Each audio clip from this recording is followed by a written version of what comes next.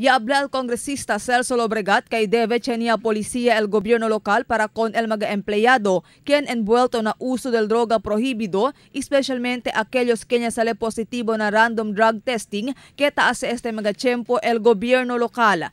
Según con Lobregat, importante que tenía policía para kanila aber para poder estos enfrentar el propio cargo.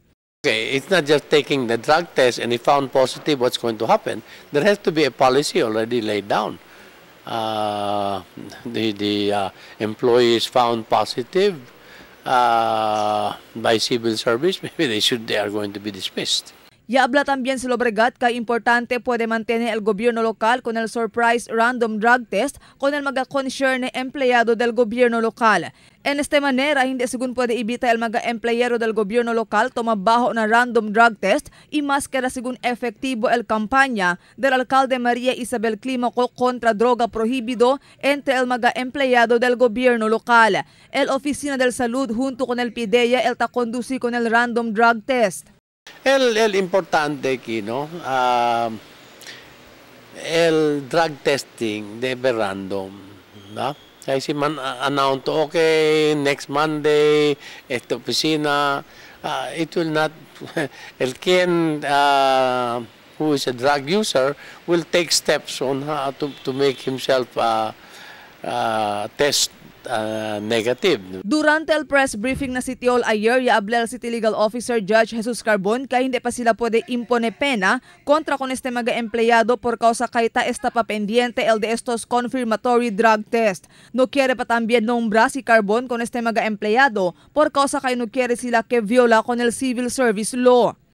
We don't want to violate civil service rules. In fact, we consulted the civil service for the purpose of filing a criminal case in court. The quantum of evidence is only probable cause, probably guilty thereof. To charge a government employee under the civil service law, there must be prima facie evidence, which is a higher quantum of evidence, so we have to observe that. Pero el opinión de Lobregat sobre con este asunto. It is very different from what the president is doing. Walang mga general.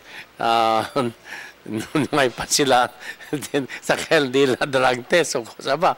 Pero yan nombra ya el presidente, ¿no? Mientras tanto, habla si Carbon que total de 12 mga empleyado ya del gobierno local el ya queda envuelto na droga prohibido.